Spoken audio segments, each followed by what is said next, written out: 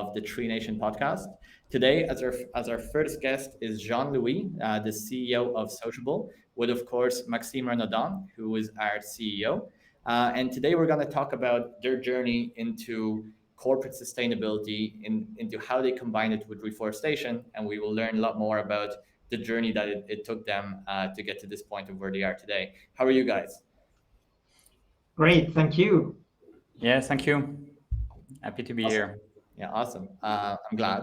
So we will start off the podcast with the question of, let's start with Maxime. How was your journey structured to figuring out that corporate sustainability is a really important cause? And how did you combine reforestation with this? So basically, when I started Tree Nation, it really started as more like a B2C initiative, so directed to any citizen. And it's actually very early. We started to get some companies contacting us. One of the very first one was a high-end luxury company in France, and it kind of. I kind of discovered there was lots of interest from companies, and I realized that there was really a potential for them to help our cause in a pretty massive way. So it wasn't really planned. It just happened, like that. And how about you, Jean-Louis? Well, Sociable works with very large organizations, and of course we listened to their thoughts, about this topic. And for what I see, step by step, these large companies have understood that the decarbonization process of their production will take a lot of time, and that it won't be enough. So they have looked for other ways, and especially compensation. And for what I see, these two initiatives now are activated in large organizations.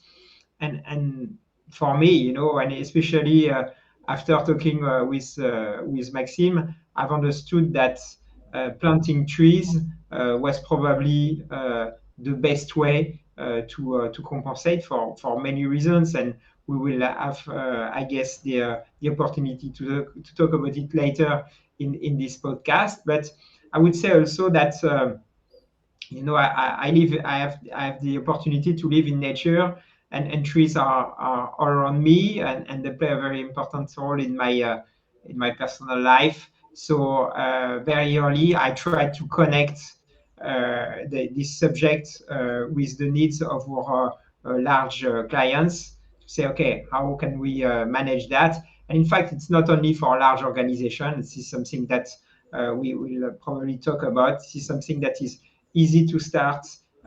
You have immediate results. It's not a long journey as decarbonization. And so it's a great opportunity for all types of companies, in fact. And you said that you spoke to Max, and Max was the one who really convinced you about trees. So Max, maybe can you tell us more about that conversation? And what were the things that you said to Jean-Louis that really, you think convinced him? And let's say if Jean-Louis thinks the same. Well, I don't think I convinced Jean-Louis. I think Jean-Louis was already really aware of the benefits of planting trees. But it's true. I mean, even me personally, like I think the more you know about the topic, the more it becomes obvious. Like at the beginning, you could have a few doubts. You may read on the internet, whatever opinions. But the more you learn, the more it kind of becomes very, very evident. And especially, I would say, obviously, in the recent years, there's a huge focus on the role of trees on fighting not only deforestation, but climate change, so offsetting emissions extra. But trees do way much more. I mean, I even, you could even picture it in a way where if you take like the 10 biggest problems we have on the planet right now, probably 7 of them can be mitigated or even solved through reforestation. So I usually give an example of malnutrition, and usually malnutrition happens especially when you have like droughts or floods in a country, and your crops die basically. And trees are way more resilient than crops, and you can and trees are edible depending on the species you plant. So there's a lot, you can eat the fruit, but you can also sometimes eat the leaves and extra, and they're amazing nutrients, and you have all what you need for survival, I would say. So so somehow trees makes us more as a species more resilient, and obviously this is true also for any other species than humans. So I have a question, and I'm going to start with Jean-Louis this time. So both of you, you have been around the business world for many, many decades. Both of you have, okay, I think Jean-Louis, we lost him for a second. Can anybody know where Jean-Louis is? He just disconnected. JL He's joined. back. He's back. Okay, sorry, Jean-Louis, we lost you for a second. You're back now. Ah, I'm sorry. So can we start back from this question, or is it possible? Yeah, of course. You didn't miss much. You didn't miss much. So Okay, so I'm sorry. I don't know if it's my connection or what happened, but yeah, it's fine. No worries at all. So let's. I'm going to say the question again. So both of you, you have been both around the business world for many, many decades. Both of you have worked on previous companies, previous startups, and you must have really noticed how the attitude towards sustainability changed. Like Max, you started Tree Nation back in '06, so you were very early on this sustainability, thoughts and vision for what the economy has to become. And Jean-Louis, now I'm assuming that you started with Sociabble Trees, just a couple of years ago. So how do you guys see the change and how it happened over the last couple of decades, and why did it happen? Why did the corporate world start to care? Go ahead, Jean-Louis, if you want. yeah, no, I think that we have customers in all regions. Europe, of course, North America, APAC, and everywhere. We see that business leaders have understood that government action means nothing without the private sector, and that if companies do not act, they will directly suffer the consequence of climate change, I think. And the impact of climate change is starting to be really noticeable, which was not the case 20 years ago. Probably the problem was people were aware, but they didn't have any evidence of what's going on, and now it's very clear. And I think also that they have come to the conclusion that if you want to hire the best people, you need to commit to real CSR initiatives and not do just greenwashing, because now it's a key selection criteria for choosing a company. And if you want to get the best people, you have to commit yourself as an organization. So I think that it has changed a lot during the last 10 years, I would say. Unfortunately, for me, it's still too slow, and people still don't realize what's happening now, and that there is no way to go back to the situation we had in the past. So we are on the right way, but for me, it's still too slow. How about you, Max? Well, yeah, I mean, as you mentioned, like I started Tree Nation in 2006. I mean, I remember back then, my friends would always ask me why, why you want to plant trees. It was even like awkward in many ways, and I took the habit to always try to explain why. And over the years, like people would say, okay, you don't have to explain me why anymore. And so basically, the education in a broad sense of it has really changed over the last 15 years.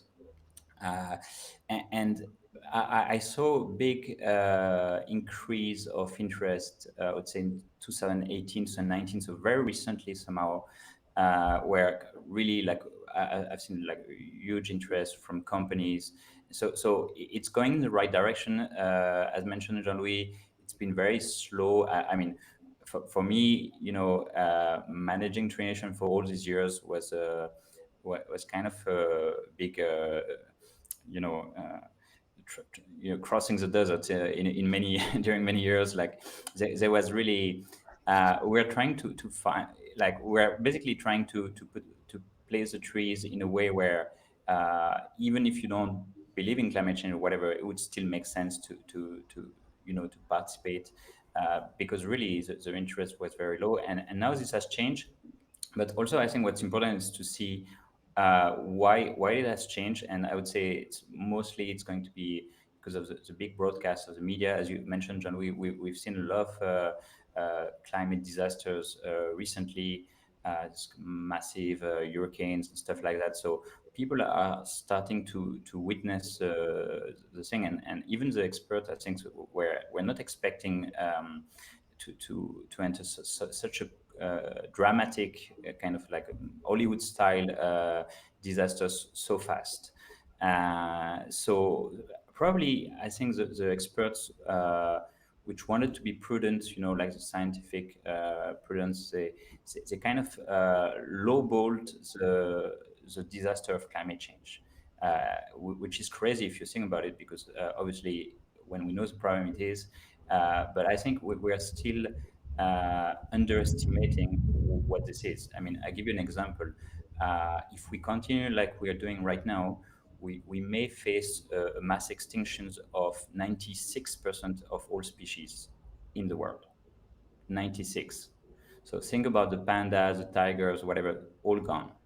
Lions, zebra, whatever you want. We can't even comprehend this. So I think that's also a problem. It's like we kind of have a tendency to see things in a linear way, whereas climate change is a little bit of an exponential, and we can't I think humans are really bad at seeing themselves 20 years into the future or 50 years into the future, and and this is like when I think COVID is a good example of this. Like COVID was a disaster which was imminent for us, and the kind of reaction we did at a global scale was kind of really, really impressive. The way we changed everything in our way of lives, everybody got involved pretty positively into fighting this. Everybody understood it right away. And I think that the only difference we have between this and climate change is a scale of time, And so, but if you think about it, climate change will probably be 1,000 times more damaging and even in quantity of deaths, than COVID. It's a way bigger disaster. But we can't somehow we can't see that because it looks like too long in the future. So we have a difficulty, I think, to sense this. But yeah, I mean, going back to the question, I think like we are seeing the trend is going in the right direction. The companies and citizens, everybody, governments as well, are starting to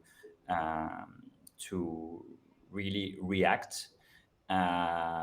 Now, how they react, how fast, how effective, that's another debate. So around this, actually, I want to give you a little bit of a challenge for both of you, because in 06, in 05, Max, how did you learn about climate change? The information was there. It was there. And the information didn't drastically change between 06 and 16 and 21. But is the problem the fact that humans find it very difficult to comprehend abstract scientific information? And is that what has held back the population, like the general populace, from shifting to caring about climate change? Do you think that how the science was comprehended was a big part of why it took so long for us to really react? Jean-Louis maybe first, or Max, if you want to go first too, whoever. Max, if you want to. Yeah. I mean, I feel lucky that I'm not an ecologist in the 70s because it must be such a horrifying thought that you know the truth. I mean, we know the climate change since the 70s, and with like people who knew that in the 70s, like they witnessed like 30 years with zero interest from the rest of the world. It's like you kind of you know the truth, and nobody listen. When I actually started, I started just before Al Gore released its Inconvenient Truth. And for me, it was really key to bring the message to the world. It really made a big difference. I mean, it happened kind of at the same time. We started just before Al Gore, and then it takes time. Problem of one of the problems is the education. I mean, nowadays they should teach the topic of ecology in schools, and we should learn it the right way, which is like the proper. Right now, the way adults learn about this is through medias, through Twitter, through kind of tiny short information, and that doesn't give us a big picture neither. So we have the big titles, disaster here, disaster that. We hear about climate change all the time, but it doesn't make us necessarily understand the like if we can't really understand what's behind this and the basis, it doesn't help us to have a good judgment somehow, a way to understand it properly. What do you think, Jean-Louis? Well, I think it's obviously not easy for people because many things are connected, and sometimes it's not easy to understand these connections, for example, between the disasters we see now and the climate change. It's something that may not be easy for people to do the connection, but there are connections. I think Max is right in the fact that we need to higher the level of education of everyone on these topics and to go beyond just the simplified version that is provided to everyone. I would say that, however, this is a good start. If this can help create a sense of urgency and a kind of pressure on governments and organization to accelerate the change, this is a first step. But I think that, yes, we need to help people have a better understanding of what's going on and where are the origins, what are the impacts, and the global chain, of consequences that can trigger such changes. So there is a lot to do. Yeah. So One thing interesting as well is that probably one thing that really changed is the confidence we have in our governments to solve this. Because I think we spent many years where you had those COP, like the Paris Agreement, where all the politicians of the world meet and decide of the future of sustainability. And each time I was looking at this, I was saying, okay, that's not going to work. I mean, you have countries which are at war together or at commercial war together, and we expect to believe that you're going to put those guys in a room, and I mean, actually, it's also a generation thing. So many times it's like older guys, so maybe their understanding of climate change is a little bit uh, not so clear, and we expect that they are going to have a global agreement. This has never happened in the history of humanity, like a global agreement for every country at the same time. It's like believing in Santa Claus, and we don't believe in our politicians when they're at home. We really have a lot of mistrust against them. But suddenly we send them on those nice resorts where they have those events, and we suddenly start to believe about it. And I think what really changed as well is the realization that our governments may not be the ones who are going to save us. And the faster we realize this, the faster we think, okay, now it's in our hands. And I think this is really probably the biggest message we should spread, and that companies should start to realize that it's actually in their hands and they actually can make a difference. I sincerely believe that they're actually the best position to make a difference. Uh, Sometimes they don't realize this, or sometimes they're afraid to get started, or they don't know how to do it. But I think you just need to jump in the water get started. I think Jean-Louis, we talked about that a few times, where you like action, and that's a way to go. Like, we're going to make mistakes along the way. It doesn't matter. We really need to start, and we need to take the problem into our own hands. And so somehow, maybe maybe the politicians are going to help, but we can't put I would say we can't put all our hopes on this bet, I think. Yeah, so I have a couple of questions for both of you guys around the topic. But just to close what we were saying before about the last couple of decades and how slowly it has been to kind of come to some kind of agreement, all three of us, what has been the failure. And what really occurs to me is that the scientific community, or whoever knew the truth, has failed to some extent in communicating that truth clearly to the average person. Do you guys agree with the statement, or do you have your own take on this? Yeah, I think that there is obviously a subject of clarity, and we see that it happens every time. Even for the COVID, we saw that the communication was not clear at all. But beyond that, I think one of the problem is that you have, and especially for this subject, you had different experts saying very different things, and in the end, people don't understand anything, then say, okay, maybe it's true, maybe it's not, and that's, I think that the job of the expert has been undermined, on purpose or not, by other people, to make things unclear, so that it doesn't help, when you have when you hear something and the exact opposite, to make your mind, What do you Yeah, think? especially one thing, which was not so far ago, but like in one country in the US, which is still like a very influence country, which has a lot of influence, uh, because one of the proponents was Al Gore. It was a politician, and was championing the ecology. It became a political debate, left and right. And so basically, this really, I think, slowed down the whole thing, because suddenly putting the debate into politics, it started, people stopped to believe in the scientists in a certain way. So I mean, thank God, in Europe it hasn't been like that. There's been a consensus pretty early, but yeah, probably those kind of change needs time as well. Anyway. Mhm. Okay, and wait, so both of you get it, understand it at a pretty early date relative to the rest of the world, and both of you decide trees. Why trees?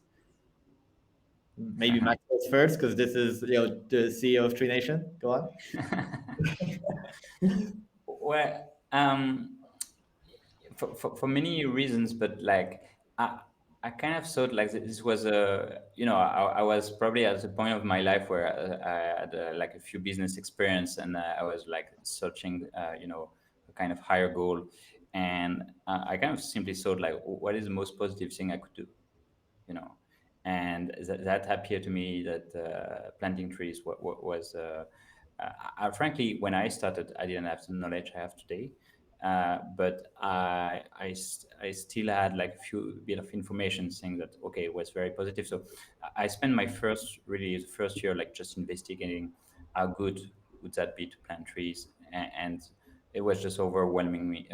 Every expert I would talk to would teach me like other aspects of the trees, other benefits. So over time, it becomes really obvious. Like, yeah, I'd say. How about you, Jean-Louis? Yeah, I think that what triggered the interest is the possible connection with our business. So we help our customers to have engaged employees, and a part of the engagement is the ability to reward properly people who are committed to their company. And so we were looking, so we have a gamification on our platform, so people can get points and badges. But in the end, we wanted to connect this engagement of people to connect with rewards would be meaningful for the company, for people, and for us, Sociabble, as a company. And I think that the main the great potential and main interest of trees is that a tree is something that is very concrete. It's something that is not expensive at all.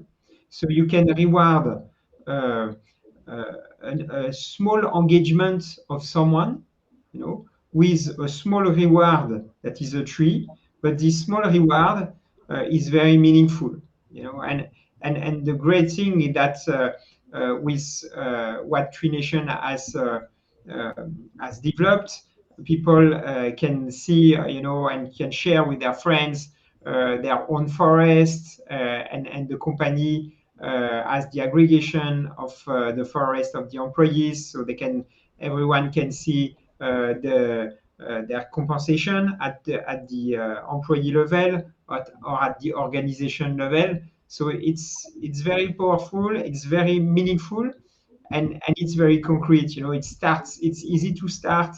So Max is right.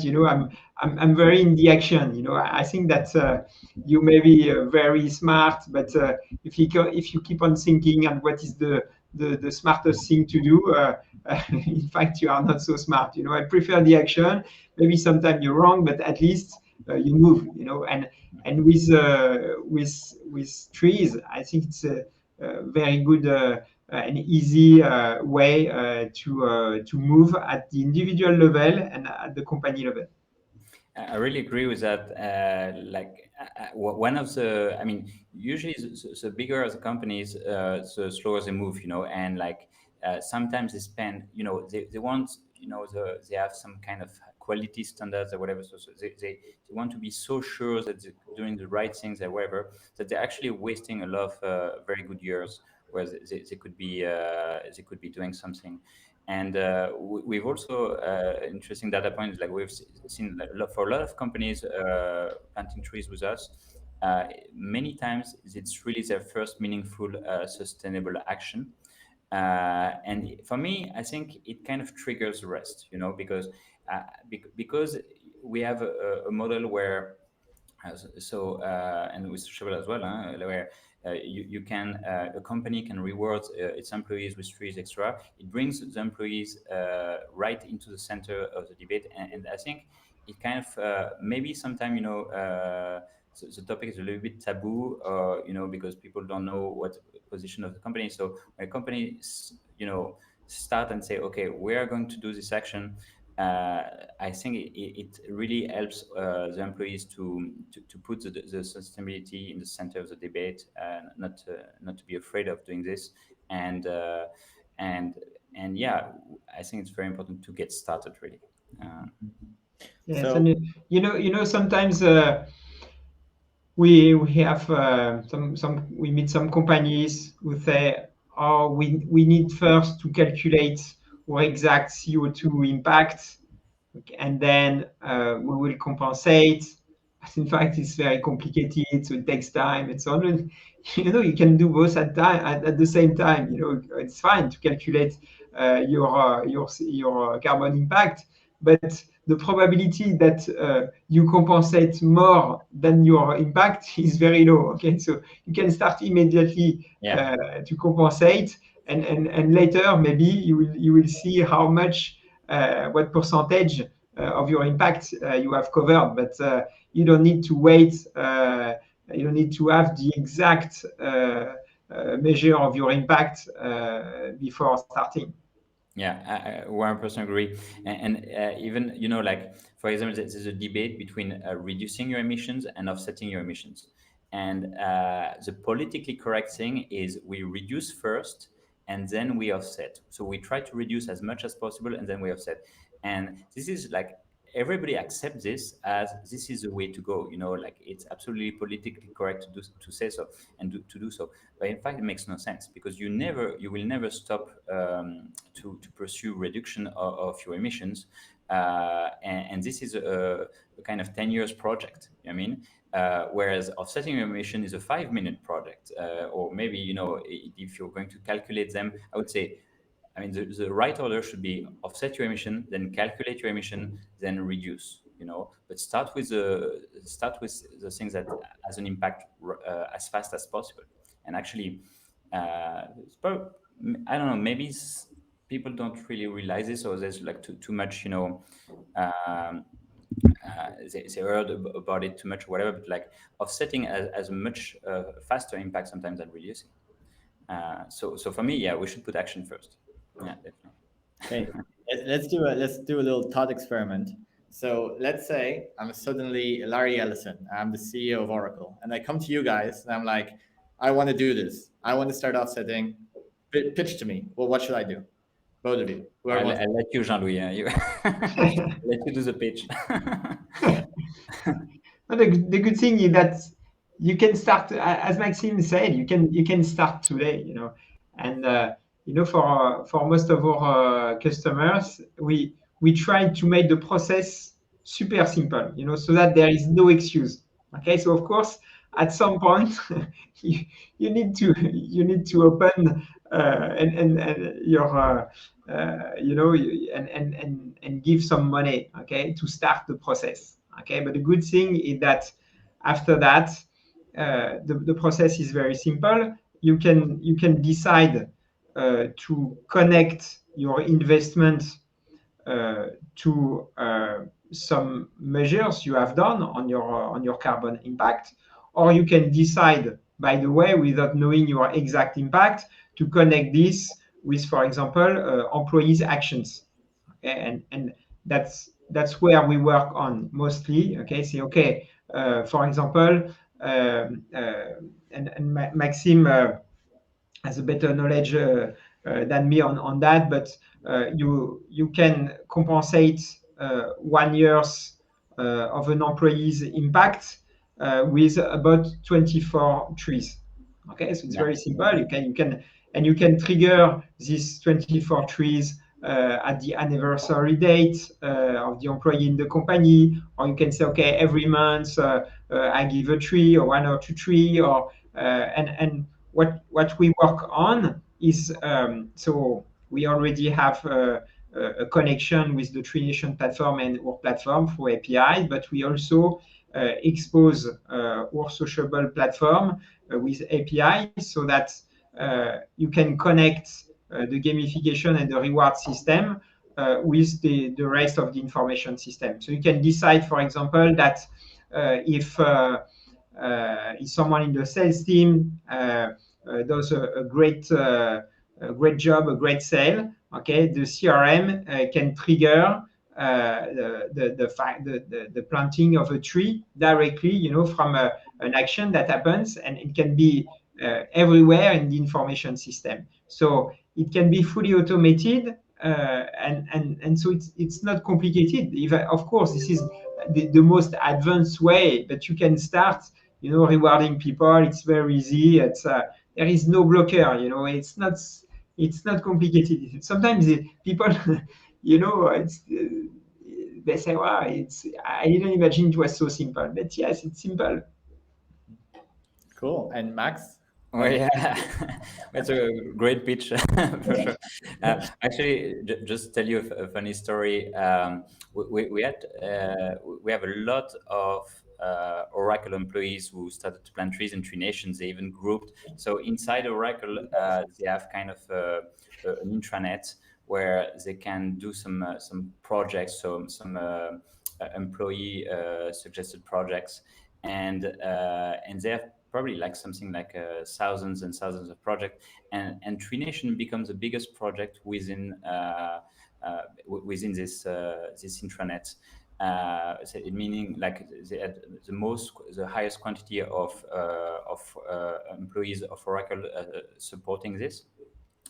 And so it was kind of funny because they tried to talk up to the management and try to convince them. It was actually back then, it was a few years ago, so back then it was a little bit hard to be honest. But so this is actually funny, is that uh, some companies may not realize this, but their employees have more interest than themselves. It's like, and as you say, Jean-Louis, like you actually want to retain, the best talent. You like, I mean, obviously, working, in True Nation, it feels good, But I mean, I would imagine that if your job, like, you work in a company that's, is polluting, is creating emissions, and frankly, it's going to be 99% of the companies. You probably, as a personal level, you probably want to do something about it. You probably either want to change to another company, or you want to feel proud of your company. So, and like, maybe before you were selling the best shampoo in the world and you were so proud of about that, but now, now you feel okay, but I'm also polluting the rivers, or whatever. So I think, it's very normal, natural, that every person needs to feel proud about his work.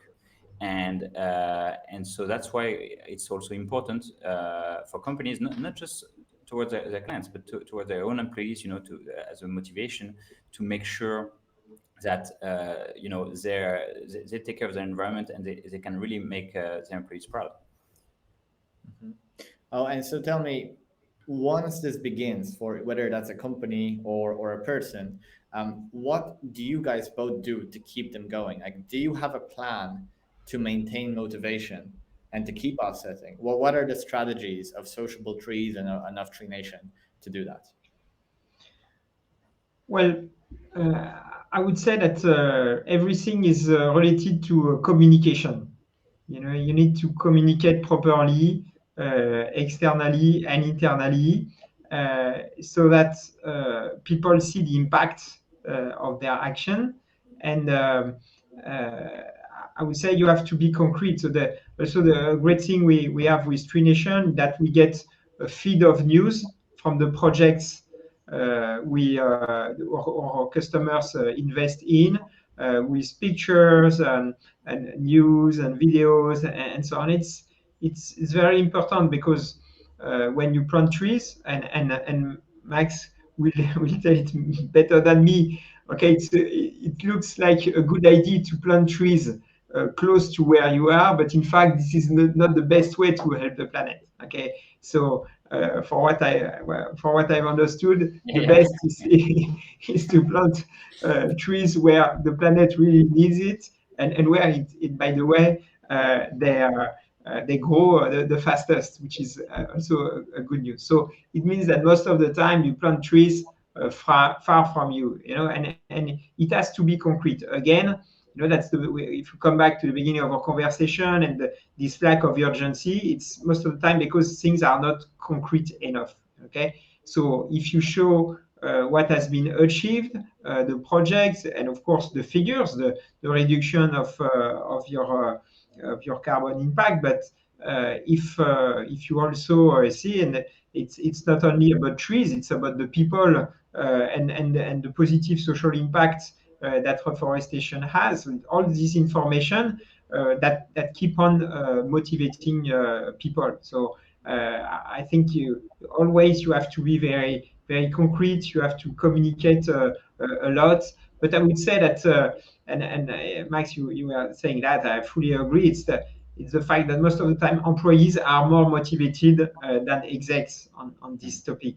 So it's making sure that there is this good connection between the employees and the execs, and sometimes the employees, we say employees are not motivated about these subjects, but it's because they have the feeling that the exec invest in CSR initiatives that don't speak to them, Yeah. and and I have an example with Coca-Cola Euro-Pacific partners.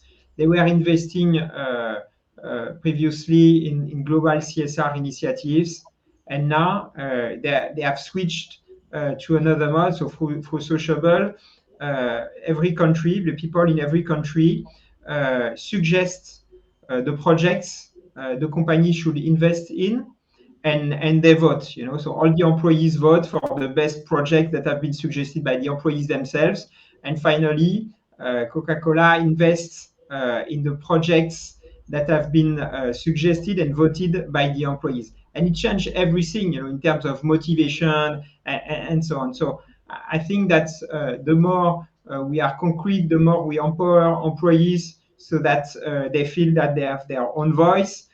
For example, most of the time, our customers who use our Sociabble Trees program, they have the ability to vote for the reforestation project they would like the company to invest in. It's just a good example to keep the motivation, I think. I think it's an excellent point. It's true. Like some project can feel, especially if you just limit it to CO2, it can feel really intangible. Whereas the trees are very tangible, and if you add to this, so automation and gamification, so the potential of gamification of trees is really, really nice, and you could really flip it over. It's basically you may get your employees, for example, to do something they would not be doing because you're going to reward a tree with it. So I mean, we also work for them with apps where when you if you do a certain quantity of steps per day, and this can work actually for companies as well, to keep your employees healthy or whatever. And if you put the reward of a tree, basically concept of gamification, like you get higher results, and that's actually very interesting, because like even as you say, in the executive level, even if you don't believe in the environmental benefits of all this, you will see your figures. You could actually link trees to KPIs, like to performance, and then it's about money. And so you kind of have a return on investment that to measure, and so I mean, the funny thing is, like, you don't have to believe in this. Providing your employees do, providing the interest is in the people, in your clients, and in your employees, then it should make sense for the company globally.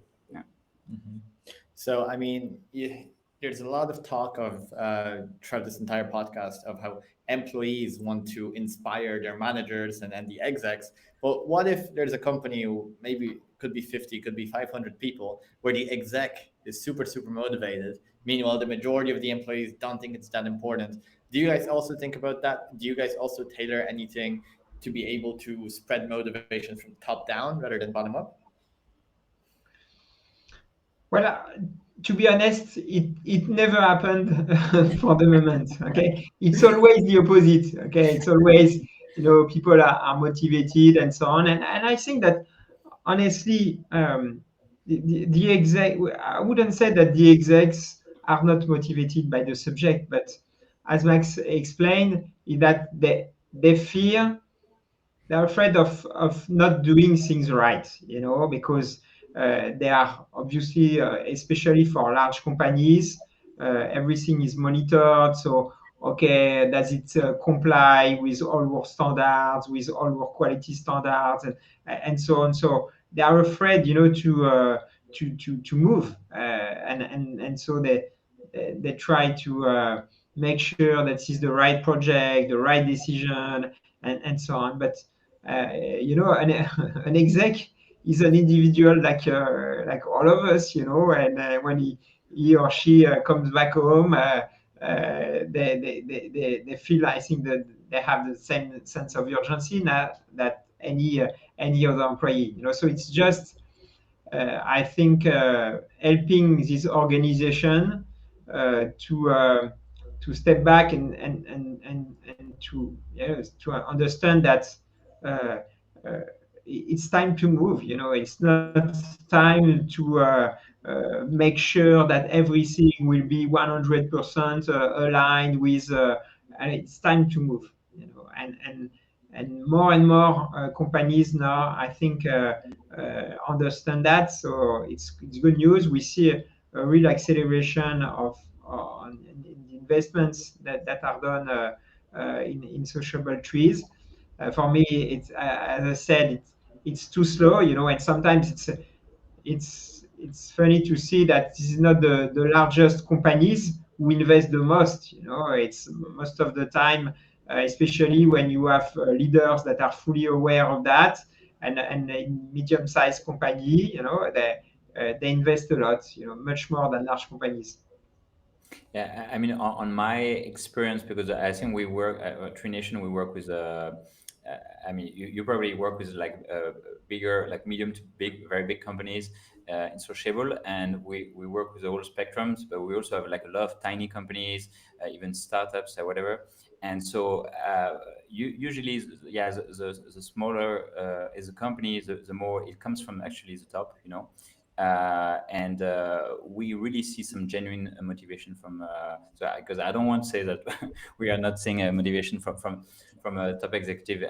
I think we've seen some amazing examples of companies who are really showing the way, and by the way, I think it's really also um, a lesson of leadership, and what we see, which is very funny as well, is that a company not only would start, having the forest extra, but they are going to, this is going to spread the word to all their peers, basically to their business partners and other companies and extra. And so we really have a snowball effect. This is, I mean, we've been a little bit engineered to create this snowball effect and to benefit from this, but it's I think I mean, if you want to say it this way, like I think planting trees is a very good idea, and it will happen.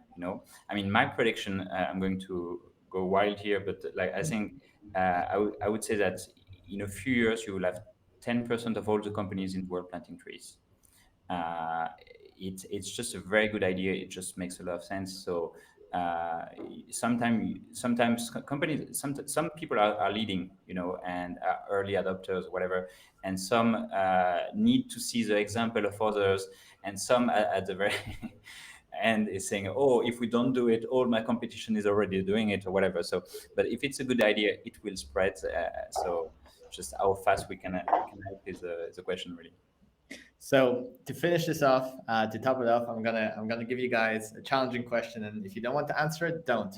Tell me by the year 2050, how many trees do you guys want to plant for each of your company? Who wants to go first?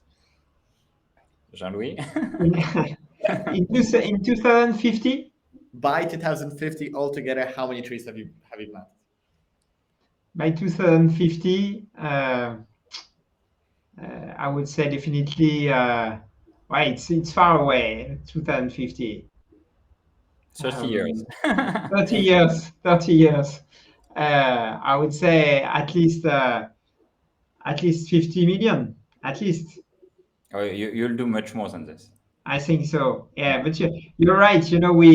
We have a very linear understanding Yeah. of things. So yes, but honestly, the objective for us, to be very concrete, is not to be linear. And try to double at least every year the number of trees we are planting with our customers, and and we also motivate our people. So every time one of our employees has succeeded in making one of our customers plant trees, we give our employee back 1% of the amount in trees. Okay, so it's also a way to motivate our people to sell trees to our customers. Yeah. And now, Max. So I'm going to say something very stupid, but basically, I mean, I was calculating the other day that if we keep on the exponential we have and we just grow by 50% every year for the next 30 years, we could set an objective to 1 trillion trees, literally. And it sounds really, really ridiculous, obviously. But for example, what we need to achieve from this year is 4 million trees, was kind of our objective. We're already at 3. And next year we just have to a target of 6 million trees. So if you scale it on a year per year, you know, it could make sense. At least it's a dream. So let's I'll keep the dream, and we'll work out for going in this direction anyway.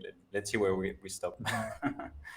Awesome. So thank you so much, Jean-Louis, for joining us here today. It's been a pleasure. Let's do this again. And maybe when you come back in a year time, you, instead of saying 50 million, you'll say 50 billion. Yes, Exactly. so thank you very much. It was a real pleasure. Thank you. No problem. Thank you, Jean-Louis, and See you later, see you guys. soon. See you. Bye. Bye bye.